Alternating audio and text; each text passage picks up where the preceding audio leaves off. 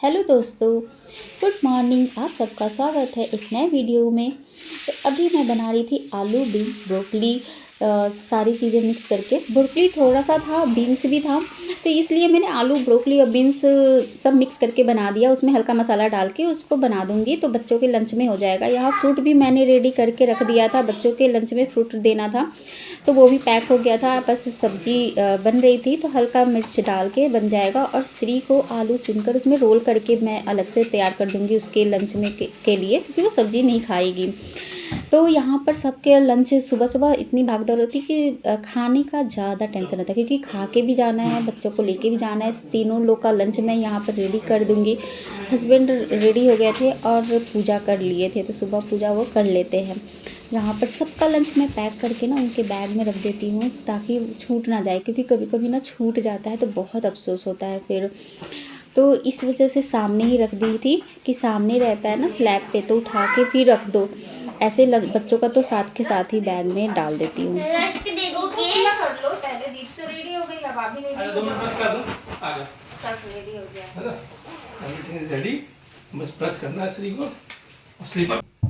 बच्चे उठते ही राजकुमारियों जैसा ट्रीट ढूंढते हैं कि मुझे प्यार से उठाया जाए, प्यार से वॉशरूम तक बैठाया जाए, हॉट सीट तक बैठाया जाए, और तभी उठते हैं। किसका चप्पल दिखा रहे? ओके ओके, दिखा दिया।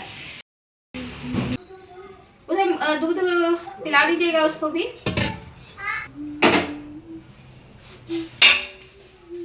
श्री रेडी हो गई थी। यहाँ पर बर्तनों को मैं खाली कर दी थी, बीच में समय मिल गया था इनके लिए। चाय मैंने बनने के लिए रख दिया था, वो भी साथ के साथ ही निकल जाएंगे श्री के साथ ही। तो वो भी रेडी होने के लिए तैयार हो रहे थे। मतलब पूजा तो कर लिए थे, फिर घर के कपड़े पहन लिए थे, अब रेडी होंगे। और इनकी हो गई है, देखो। जाओ जाओ श्री, ओ इसको रखो मोबाइल को। अब दूध खत्म हो गया, जाओ श्री, चलो जाओ पानी पियो। श्री बाय। मुंह देखें? नहीं, मुंह साफ हो गया। मैं चाय पी लेती हूँ जब तक, को फिनिश कर लेती हूँ। आज ये चले गए, चाय पी लिया और ब्रेकफास्ट भी कर लिया, दोनों साथ में निकल जाएंगे और मैं अपनी चाय को फिनिश करती हूँ। और यहाँ पे मशीन को मैं ऑन कर दूँगी, क्योंकि बच्चों के स्कूल ड्रेस भी होते हैं, सॉक्स वगैरह तो होते ही है, तो इन सबको सूखने के लिए तो इसलिए मैं सुबह ही लगा देती हूँ। बाकी तो अपना काम चलता ही रहता है। तो यहाँ मशीन ऑन हो गया है। अब दूसरे काम पे ध्यान देंगे, क्योंकि किचन का काम ज़्यादा फैला होता है। तो उसको किचन को क्लीन करने के पहले गैस को साफ़ कर लिया और टाइल्स को भी थोड़ा सा साफ़ कर लेंगे। पानी डाल के ना डायरेक्ट साफ़ कर देती हूँ, उससे ज़्यादा ईजी साफ़ हो जाता है, चमक भी जाता है।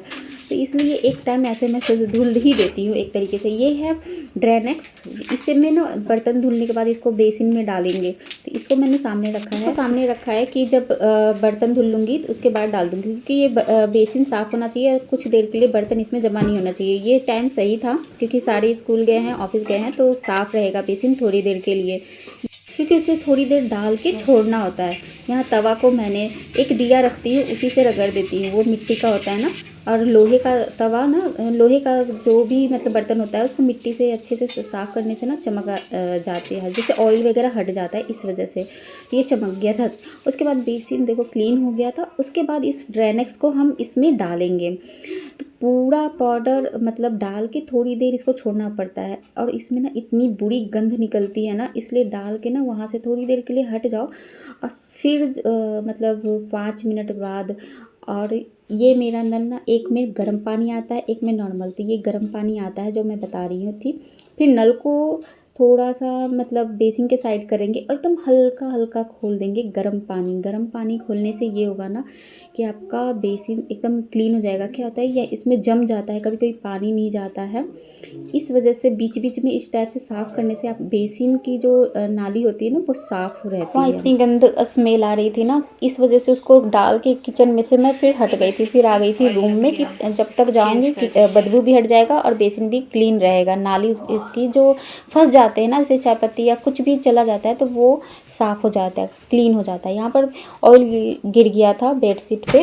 रात को ऑयल लगाती हूँ ना, तो बच्चों का तो वो बाय मिस्टेक बच्चों के घर में तो हो ही जाता है, तो उसे बेडशीट को हटा दी थी।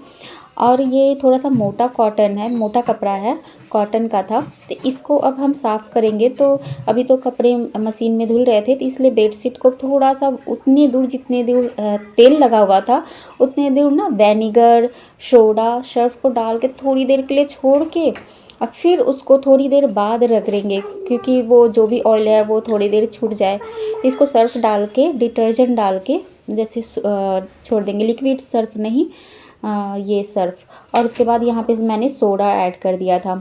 अब इसको थोड़ा सा रगड़ेंगे, थोड़ा सा मिक्स करके मैं थोड़ी देर छोड़ रही थी और थोड़ी देर छोड़ने के बाद फिर मैं रगड़ने के लिए आई थी। तो इसको जो कपड़े रगड़ने वाले होते हैं ना, उससे थोड़ा सा रगड़ते हैं ना, ऑयल सच में वहाँ से दाग अपने आप ही छोड़ देता है।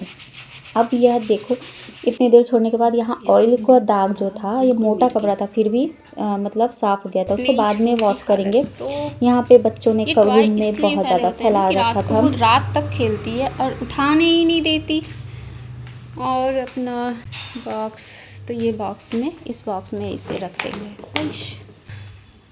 सारी चीज़ें ना बिखर जाती हैं। बच्चे देर तक खेलते हैं, देर रात तक खेलते हैं, इसलिए इसको ना उठाने का कभी कभी समय भी नहीं मिलता, क्योंकि श्री उठाने नहीं देती है। फिर वो उसको सुबह ही टाइम मिलता है कि मैं उठा के उसको रखूँ अपनी जगह पर। बेडशीट को मैंने फुला के छोड़ दिया है सरफ में, जब वो कपड़े धुल जाएंगे ना तब उसको डालूँगी। और उससे ज़्यादा ऑयल जो भी होगा, थोड़ा बहुत जो भी ऑयल होगा वो मिट जाएगा। जब तक इस बेड को मैं क्लीन कर दूँगी, इस रूम को, बेडशीट वगैरह, सोफ़ा, ये सब चीज़ जो होती है ना डेली रूटीन की होती है, लेकिन ना अगर ना करो ना तो बहुत ज़्यादा मैसी होता है। तो इसको करना बहुत ज़रूरी हो जाता है। तो सारी चीज़ों को झाड़ के बस अच्छे से एक बिछा देंगे। उस रूम की सफाई हो चुकी थी, ये लास्ट रूम था, तो इसलिए मैं इस रूम से झाड़ू लगाते हुए बाहर की तरफ निकाल दूँगी, क्योंकि इस रूम से बाहर निकल जाएगा। तो बस इस रूम की सफाई रह गई थी, तो इसके बाद इसमें झाड़ू लग जाएगा। बैठ के ही लगाना पड़ता है। बेडशीट इधर हो गया है ना, तो थोड़ा सा अंदर से यहाँ पर लगाना हो गए थे साथ के साथ ही। तो बस एक काम ख़त्म होते ही ना दूसरा काम वेट कर रहा होता है। तो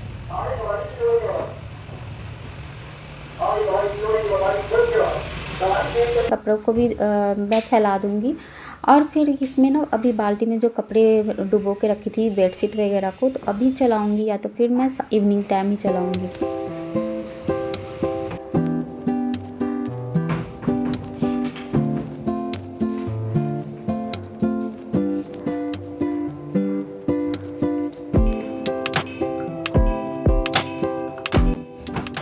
एक कप चाय पीकर, सुबह का पानी पीकर बस मैं काम सारा कर लेती हूँ। आजकल काम जल्दी हो जाता है, इसलिए मैं थोड़ा सा वेट कर लेती हूँ कि पूजा कर लूँ फिर खाना खा लेती हूँ।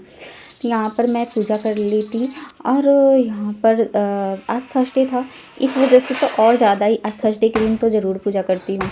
इस वजह से आरती गाली, फिर तुलसी जी में जल चढ़ा देती हूँ और धूप बत्ती दिखा देती हूँ। दिया नहीं जलाती, धूप ही रख देती हूँ मैं। तो वहाँ पूजा कर ली।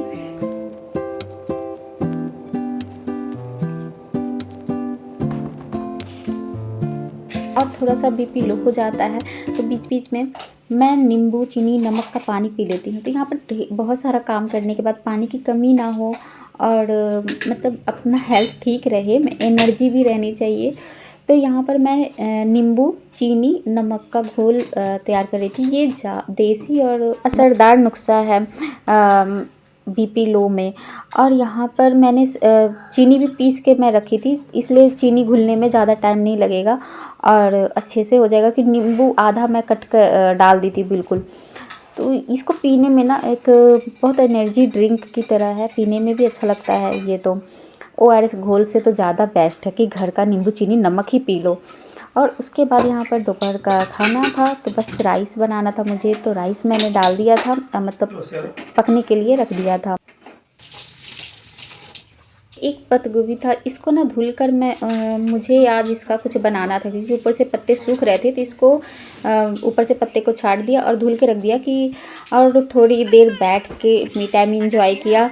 कोरियन मूवी जो आजकल सीरीज देखो ना तो फिर लगता है कि कब ख़त्म हो कब ख़त्म हो। इसी के साथ आज का वीडियो यहीं एंड होता है। मिलते हैं आपसे फिर से एक नए वीडियो में।